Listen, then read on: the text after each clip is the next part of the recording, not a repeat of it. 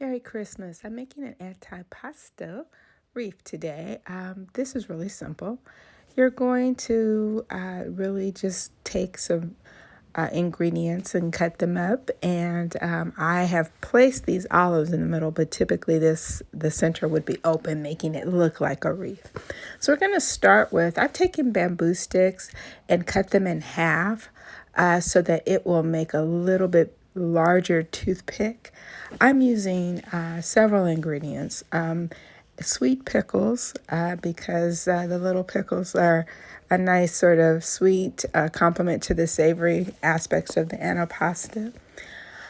Salami, and sliced salami. I'm using fresh mozzarella, which comes in the little pearls. Next, I'm adding tomatoes, and they're going to be added to the antipasto, selection.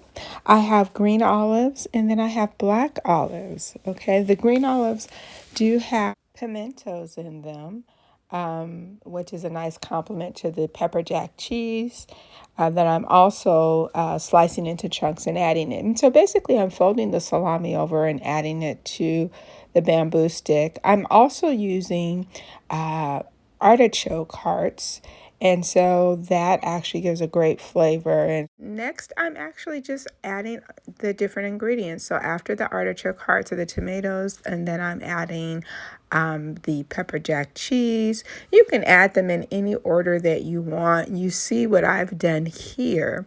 Next, what I'm also doing is I'm putting it on my round cutting board, and I'm actually adding sprigs of rosemary in between, giving it that feeling of a wreath.